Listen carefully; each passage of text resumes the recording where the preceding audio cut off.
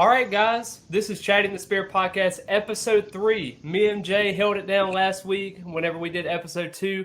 James is finally back with us. We got the squad back together. Everyone is super glad. Smiling faces. I know everyone's a little bit darker in certain cases, and we got James. The camera's still kind of working out here, but I hope we get through all the technical difficulties as of today, and we're going to try to hit this record and everything for y'all starting up. But, guys, how y'all doing? Good, man. How are you? Good, man. I can't complain. Jay, how about yourself, man? Man, I'm doing good, man. I'm doing good. I'm on the road right now trying to head back home. So I get home, I'll be doing really good. So, Yeah, man, I'm doing good. yeah, man. So, Jay, we discussed last week about the DBs. Like, we talked about how important it was for some of those guys. And we actually had a kind of debatable conversation with the leader in the secondary and everything else. But we're going to kind of navigate to a different part of the situation and topics that you had discussed last week. We kind of broke them down a little bit more. And I kind of wanted to ask y'all something because Florida State fans are getting kind of optimistic this offseason. It was unlike last year where everyone was talking about, can Florida State be a bowl team and will Mike Norvell be on the hot seat? And what do you think? I mean, it's like a year has changed this program, and now everyone's thinking Mike Norvell can be the next coming of, let's just say a championship level head coach. Do you think that Florida State basically has the pieces to be a playoff team in that situation, or do you think we're still kind of a year away, or what's kind of the thought process between you and James with that? Oh yeah, man, I do. I think we have the pieces to be a playoff team this year. Look at the returning talent. You got Jordan Travis. That's one of the main pieces that you really needed to return in order to become a playoff caliber team. So you return him, you turn to best defensive end, Jared Verse, and it's just the guys that you returned and then the guys that you added, Fentrell Cypress, Braden Fitz. Those guys are going to be key pieces to the team this year, and I feel like those are the guys that can really just top it off as far as being a playoff worthy team. I also think they're gonna do some more searching for players or whatever, like get some more players out of the transfer portal and all that type of stuff. So we'll see how that goes. But I do think this is a playoff worthy team. Yeah, I agree. I think this is a playoff worthy team. I think we're going to see exactly how good Florida State is when they play LSU. Um, and I've said it all along. I've written articles about it. Some other guys on the website have written articles about it. This team is going to go at how Jordan Travis goes. If Jordan Travis is healthy and this team is playing good football, the team's going to win. If we see a Jordan Travis go down like he did, I believe it was against Louisville, or NC State or whoever it may be, it's going to be a long road of a season if Jordan Travis goes down. I know we got good backups, but are the backups that are backing up Jordan Travis, are they fully ready to partake the starting role if something were to happen to Jordan Travis? I also think this is a not so much of a redemption tour for Jordan Travis, but I think this is the best quarterback scenario that Florida State has had since Jameis Winston to be in the Heisman candidacy talk already before the season has even started. But again, the season is going to go at how Jordan Travis goes. If Jordan Travis is playing good ball, the team's going to play good ball. So that's ultimately what's going to come down to it. So, but also like Jay was saying, you get the guys on defense, with Cypress and Verse and all those guys. How good's the defense going to be in the secondary? Because this question mark still remains the safety position. We haven't seen anything about that. So I guess Norvell, my question for you would be the biggest question mark. We obviously know is safety, but going into the season, what's going to be the second biggest question mark to help that will detour or even help get this team to the next level? We're talking the championship or playoff football. I mean, when you look at it, I know that Florida State ran the ball effectively last season in terms of having Trey Benson and also Trayshawn Ward before he got hurt, and that kind of set back some things there. But can Florida State continuously run the ball with Trayshawn Ward going over to Kansas State? I think is going to be a big factor this year because I think they do rely on a lot of those things because the fact of the matter is, as you talked about before, this team runs through Jordan Travis, but if he's not healthy and takes a couple of shots trying to do too much with his legs or even trying to do too much with his arm, it can kind of hurt you. So you need those supporting cast guys around him. We all know about the wide receivers, and they can be able to step up at certain levels, but you need those running backs to consistently give you time and being able to do some of those things on offense that you need to do in those kind of situations. So I'm kind of excited about the running back room. I think that's something that you have to worry about in terms of who will step up. Will it be a Keziah Holmes? Will it be a Rodney Hill? I mean, will it be a Lawrence Stowe Philly? I mean, there's a lot of guys there that can step up, but who's going to be able to be stepping up there? I agree, and I do want to add on to that. Like, I, I think also I feel like one of my like low key. I don't know. I don't really know how to explain it because to me it's like it's very important. But James, you bring it up. Like I feel like it's like, oh man, if Jordan Travis go down, then it's just like what's next. I feel like that'll always be in the back of our head. So I see it almost as like a question that really, you know what I'm saying, we kind of avoid it a little bit, but I feel like it's a really important question because we haven't seen. I mean, we did get the Louisville game out of Tate Rodemaker, but we haven't seen enough games, to you know be comfortable with him starting like a couple games in a row or something like that, or push come to shove, like start like the rest of the season or something like that. Like we haven't seen that from him yet, just yet. Hopefully, AJ Duffy can come along, just develop, take that next step. He's going to his second year in the program, so and I'm interested to see Brock Glenn also because I seen Coach Norvell talking about him in one of those little interviews or whatever. So I'm interested to see how Brock Glenn comes along. Yeah, I'm super excited to see how all those guys go, and I hope to see Jordan Travis a lot more in the baseball cap situation where we're up by a little bit more, and Tate Rodemaker, AJ Duffy, and also Brock Glenn in certain situations can all get reps. I think that's very important going forward there if you want to be a playoff caliber team. And I know everyone talks about playoff caliber and how everything's going to go, but I always kind of have this crawl before you can walk mentality. You always want to see incremental growth in terms of the program. You want to see us beating Clemson, and you also want to see us beating LSU, as James had talked about before. But the problem is you can't be delusional as a fan base, kind of like down below, down south at Miami.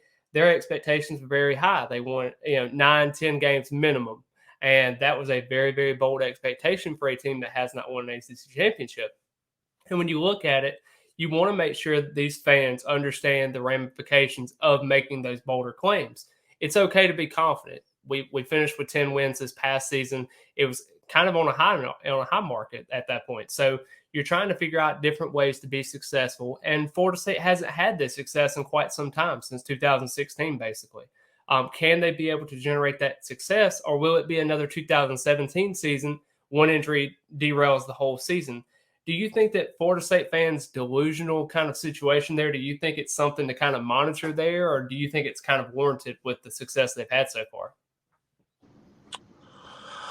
I think I wouldn't say Florida State fans are being delusional. I would say some Florida State fans are being unrealistic by being like Miami fans saying that this team's going to win 11, 12 games, go to the college football playoff, win the national championship. They're going to beat Bama by 40 because, we've all seen that. We've talked about that privately with each other. This is not a team that can beat an Alabama by 40. I would love to see it happen. But you got to be realistic when you're talking about expectations as well. And realistically, there probably is 11 wins on this schedule.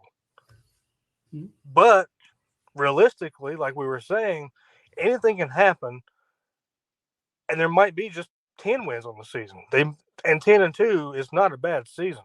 If you lose to LSU and you lose to Clemson, I don't think that's a bad season at all. Now, if you go out there and you lay an egg against the Virginia Techs, against the Duke, who against Duke, who you're undefeated against, and then you lay an egg against them, then you turn around and in that 8-week stretch that we have talked about, even on I believe it was our first episode, in that stretch with Virginia Tech and Indiana, Florida. If you go out there and you have bad games where you lose or you don't perform up to par, the season can be derailed in those weeks because, like we said, the bye week is very, very early this year. I believe it's right after that Clemson game, if I'm not mistaken. I don't have the schedule right in front of me, but I believe that's when it is, or somewhere around in that area. So that 3-game stretch, 4-game stretch between LSU, Clemson, and even Virginia Tech, I think it's going to be very crucial to how the season plays out this year for the Seminoles. I think, the team down south that won't ever be mentioned on this podcast, the Upside Down Flying U, their fans are always having false expectations, and I guess that's the reason why the stadium is being rented out, and that's the reason why nobody ever shows up, is because of the false expectations. When you follow false prophecy, you have false expectations. Hey, that's good, man. I like that. Hey, man, I y'all speaking facts. Like, it's almost like I would definitely want to say like our fan base is delusional. I say sometimes they can be like unrealistic because it's almost like they'll say that sometimes like they'll say stuff that they wouldn't really bet money on, if that makes sense. When I gave my record prediction for last year's season, I said we was gonna go 7-5, I think, and I said with a possibly winning eight games or whatever. So I got jumped on Twitter when I said that, but I don't think nobody was really predicting FSU to win 10 games. I really only heard like one person say 9 games, and that was Michael. Oh no, not Michael Langston, but the other Tom off of War Tent. He was literally the only guy that I seen say 9 games. But if you coming off a 5-7 season, yes, you did add talent. You lost probably your best guy from the 2021 season, which was Jermaine Johnson. It's just certain things like you wouldn't catch me betting money on winning 8 games coming off a 5-7 season. But you got some of those fans that just they want what they want, you know. And I don't know if it was like one of those deals where it's just like we don't think Mike Norvell is the coach, so we're gonna apply as much pressure as we can so we can make it seem like he's not doing his job, which he came out and proved everybody wrong. You know what I'm saying? Came out and won 10 games. So I definitely want to say we are delusional. I kind of see myself, and it's not a brag or nothing, I kind of see myself as more of a realistic fan because I try to see all sides. I try to look at the big picture, like overall picture, instead of just being so blinded by, you know what I'm saying, acting like I don't see certain aspects. Like people bring up our offense wasn't good in 2021, but they don't bring up how we didn't have the talent necessarily in the wide receiver room, in the offensive line room. Like, they don't bring up that type of stuff. Context matters. So yeah, I just say we're a little bit unrealistic, but for the most part, I feel like most of the fans are like realistic and they actually look at the overall picture. Yeah, I will say this too, and you kind of mentioned this before. And Mike Norvell, he had a very successful 10-win season. The administration has got his back in terms of just flexibility, stability in the program, and everything like that. Fans are getting super, super excited in terms of that. And you look at Mike Norvell's contract extension; he is now contracted over until 2029 at that point, and he's got an $8 million contract. In terms of that, I think that is ninth in the country, a little bit above Mario Cristobal from the team down south at that point. So you're trying to figure out, okay, Mike Norvell has finally achieved that, I guess you could say, stability and longevity in terms of the program. But will this be his final stop at Florida State? He seems to really, really love it. And he talked about it in that presser after the contract extension, talked about how much he loved this program and how much he wanted to be there. And it was a no-brainer for him in terms of accepting that contract extension and continuing to be at Florida State, a place that has had this high tradition of Bobby Bowden and all these other coaches as well, and players that have been through here. And when you look at everything that's going on right here, do you think that Mike Norvell is going to stay at Florida State throughout his time and make this his final stop like a Bobby? Or do you think it's going to be a situation where maybe it might not be his final stop, maybe an NFL stop or something like that in his career? I can see it. I can see it being his final stop, because it's something different. Like, it's different when you go through like the struggle. You know what I'm saying? He done seen it all at FSU, right? He done came and rebuild. It's different when you rebuild something. You know what I'm saying? It's like you want to stick to whatever it is you rebuild. But it's different, like, just say like you go somewhere and you didn't really have to deal with what he had to deal with when he first came to FSU. That's different. Like, I can see him moving around or whatever, but I think it's a little too different, being that he rebuilt FSU back to the standard. Yeah, back to your question, Norvell, is this his last stomping grounds? Is this the final spot? I believe it is. You see that contract extension that he got through the 2029 season. I think whether or not he finishes it out with Florida State will be determined on what happens on the field, obviously. Filling Bobby Bowden's shoes is going to be that's not going to happen. Filling his shoes is an unrealistic expectation. But I've seen it on the social media platforms that we need a coach like Bobby Bowden to come in and run ship and have everything going that way. Mike Norvell is a good coach.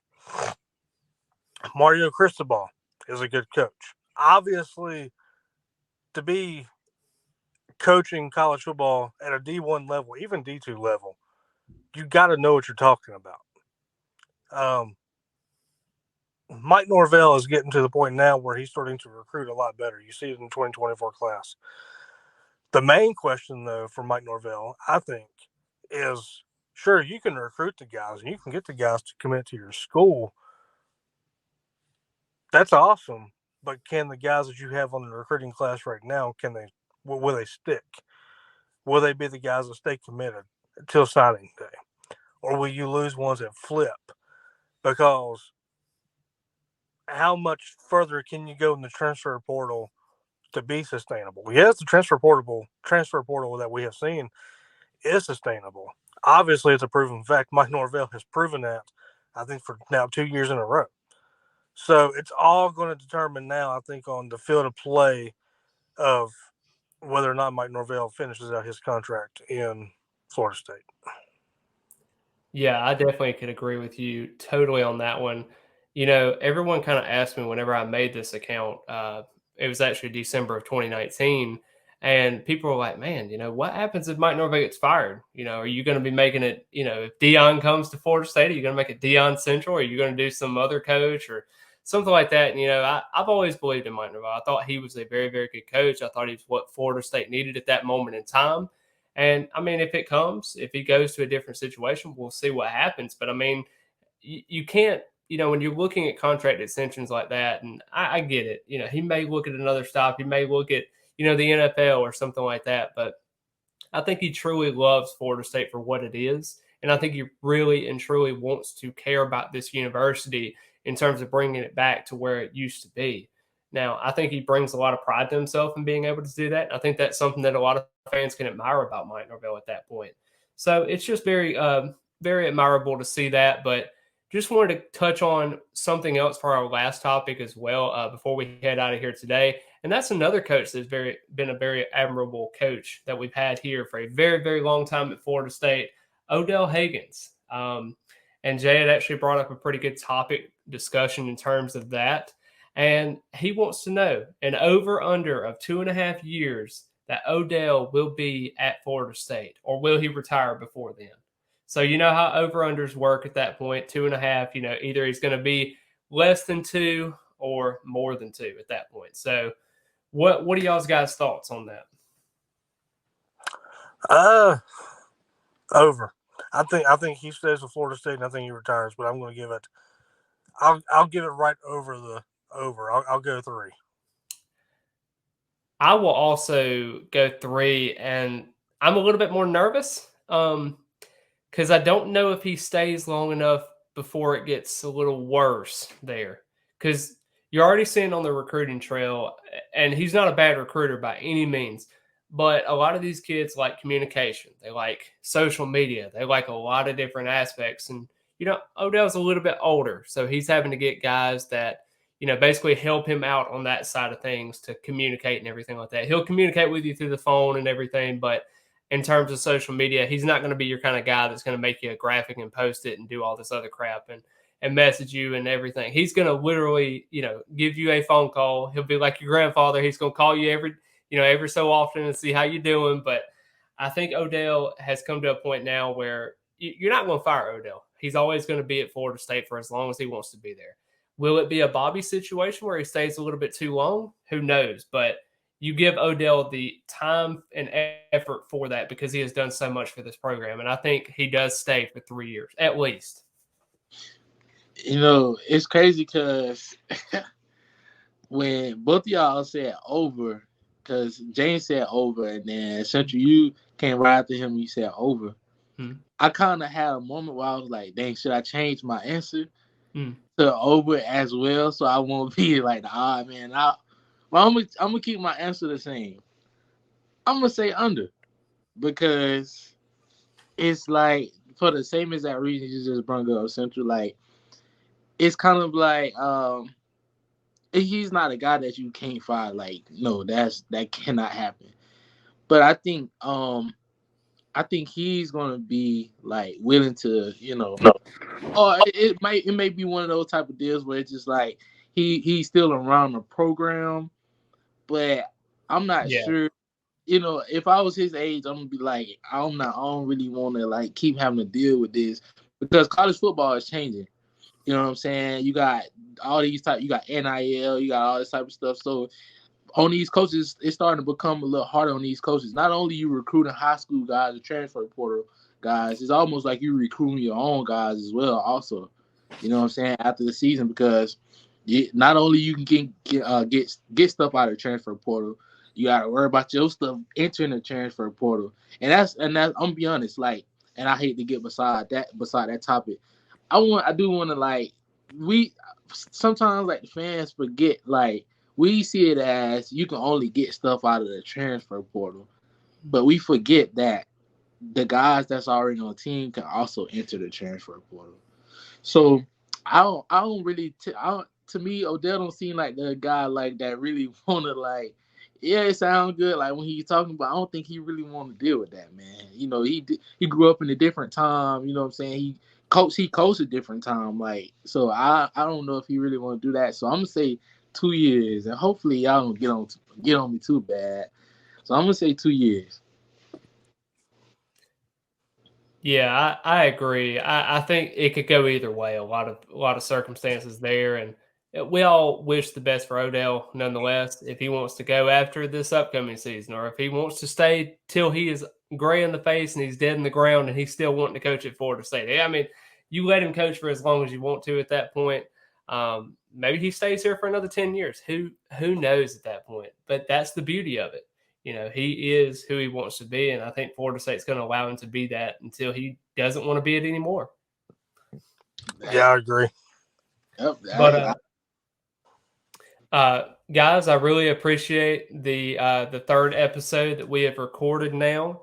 Like I always tell people in the intros and everything like that, we try not to go over 30 minutes. We try to make sure that everything is in kind of a little bit shorter, just keeping all the points ahead of us and everything. We've had a great conversation in terms of Florida State, where we think the trajectory of the program is going to go, some of the coaches, what do we think is going to happen there.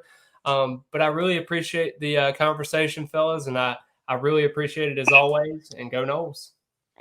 Go Noles, man. James. Go Noles. Hey man, simple. Gone.